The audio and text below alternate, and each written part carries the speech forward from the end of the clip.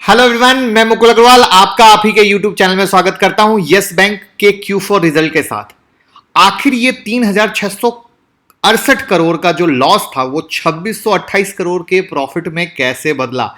आखिर कौन सी ऐसी माया थी जिसके कारण शुरुआती यस बैंक के दौर में 20% का सर्किट लगा। शुरू के 30 मिनट में 5% का सर्किट, उसके बाद 10% का सर्किट और 9:45 तक 19.92% का सर्किट के साथ प्राइस 31.60 पैसे पर पहुंच गए थे। तो 31 रुपीज 60 पैसे पे पहुंचने का क्या रीजन था, आखिर ऐसा क्या हुआ, सब जानेंगे। चैनल को सब्सक्राइब कर ले, बेल आइकॉन का बटन प्रेस कर ले जो भी नए लोग हों, क्योंकि यस बैंक के रिजल्ट को देखेंगे बिल्कुल बहुत ही आपकी भाषा में।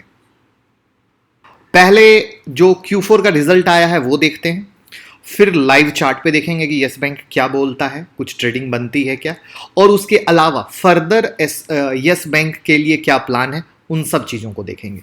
तो ये 31 मार्च 2020, 31 मार्च 2019 ईयर ऑन ईयर बेसिस का हमने हिसाब रखा है। बहुत सिंपल, क्योंकि ज़्यादा मुझे नहीं लगता कि इसमें ऑपरेशन करने की ज़रूरत है। सिंपल और क्रिस्प जो इंटरेस्ट अर्न हुआ 31 मार्च 2020 के हिसाब से 5,217 करोड़ का था, जबकि 31 मार्च 2019 के हिसाब से ये ज़्यादा था। फिगर आपको दिख रहा है, इसलिए फिगर बोलने की जगह ज़्यादा कम क्लियर कट बात करेंगे, जिससे वीडियो भी क्लीन क्रिस्प छोटी और अच्छी रहे। टोटल इनकम क्लियर कट है कि ईयर ऑन ईयर बेसिस पर गिरा है। ध्यान से समझने की कोशिश कीजिएगा। Net profit from ordinary activity after tax loss में था। अब ये जो एक्स्ट्रा ऑर्डिनरी आइटम है ये 6296 की एंट्री थी, ध्यान से समझने की कोशिश कीजिएगा। और नेट प्रॉफिट में एक्स्ट्रा ऑर्डिनरी आइटम को माइनस किया गया, जिसके कारण ये प्रॉफिट यहां पे 2,628 करोड़ का बना, वरना ये 3,668 करोड़ का नुकसान ही रहता। तो अब ये क्यों ऐसा किया गया, तो आप समझने की कोशिश कीजिए। बैंक को अपने 6 करोड़ रुपए के एडिशनल टीयर 1 बॉन्ड निवेश को राइट ऑफ करने की छूट दी गई। इसकी वजह से यह रकम उसके बही खाते से, उसके अकाउंट से हटा दी गई, और मार्च के जो 4th क्वार्टर का जो रिजल्ट आया है उसमें 2,628 करोड़ रुपए का शुद्ध नेट प्रॉफिट दिख रहा है। और अगर ऐसा नहीं होता तो आपको 3,668 का लॉस दिखता। दिस इज द वैलिड की फैक्टर ऑफ प्रॉफिट, और मुझे लगता है कि इससे साफ सुथरा इजी कुछ और बताया नहीं जा सकता था। अगर आपको लगे कि ये जो बताने का तरीका बहुत अच्छा था तो प्लीज कमेंट बॉक्स में जरूर बताइएगा, जिससे हम इसी तरह की चीजें कोशिश करते रहें। अब बात करते हैं एनपीए की। एनपीए नॉन परफॉर्मिंग एसेट, जो लोन दिया वो वापस नहीं आया, वो देखिए क्या धमाका बढ़ा है। मतलब 31 मार्च 2019 में 7,882 था, जबकि सीधा वो बढ़ के 32,877 करोड़ हो गया। जबरदस्त। अगर परसेंटेज ऑफ ग्रॉस एनपीए की बात करें तो वो 16.80 हो चुका है।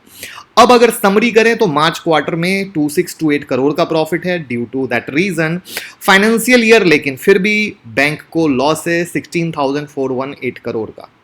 और एक सबसे चिंता की विषय है वो है 63% नॉन कॉर्पोरेट लोन एनपीए में चेंज हो चुका है, और ये बहुत ही मेजर चिंता का विषय है। और आप एक चीज़ जानिएगा, ये जो भी चीज़ है वो बैंकों पर भी इम्पैक्ट आएगा, दूसरे बैंक पे।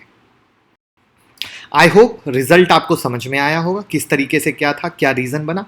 अब यहाँ पे आई होप आपको पता होगा कि यस बैंक को मार्च में स्टेट बैंक के नेतृत्व में एक कंसोर्शियम के थ्रू डूबने से बचाने का प्लान किया गया, और बैंक को दिसंबर में 18,560 करोड़ का भारी लॉस हुआ था।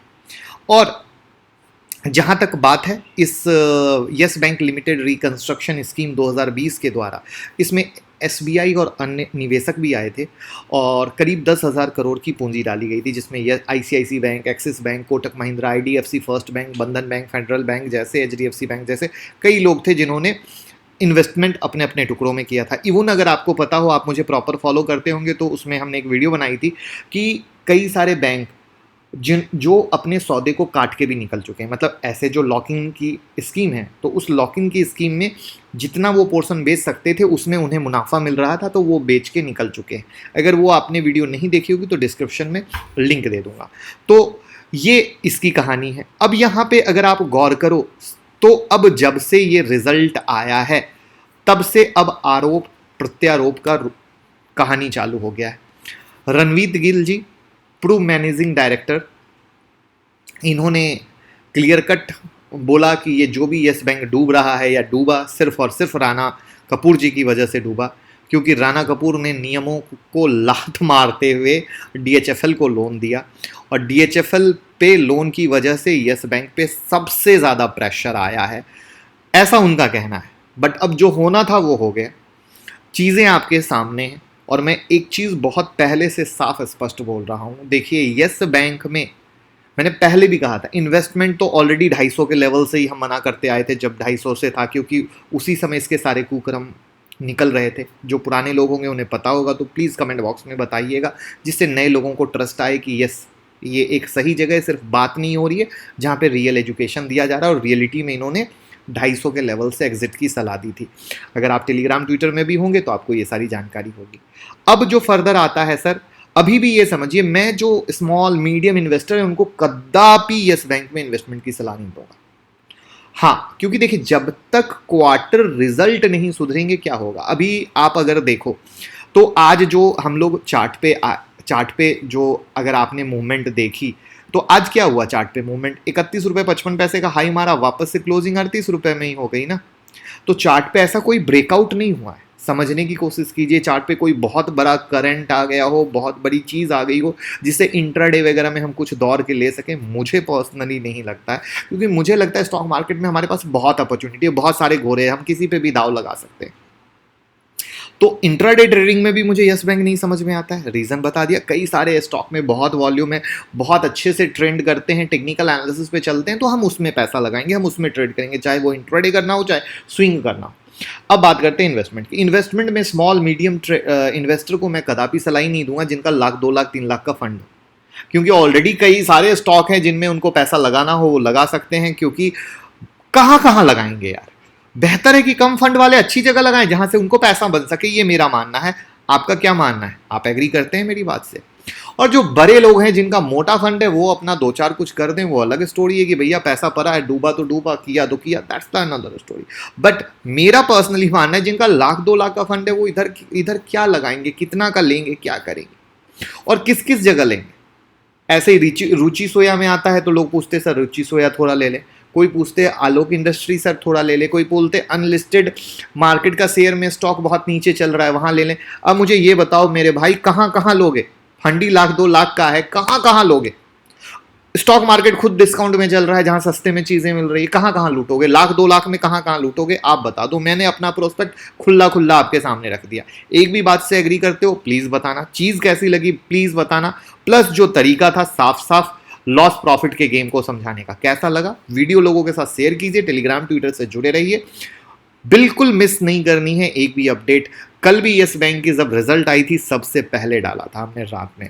हमारी टीम बहुत मेहनत करती है, बस आप लोगों का प्यार चाहिए जिससे हमारा हौसला बढ़ता रहे। और 10 मई को ऑनलाइन क्लास है जहां आप इंट्राडे, स्विंग, पोजिशनल इन्वेस्टमेंट सब सीखेंगे। 9708094321 पे आप व्हाट्सअप कीजिए, आपको सारी डिटेल मिलेगी। सीखेंगे तो जीतेंगे। Thank you.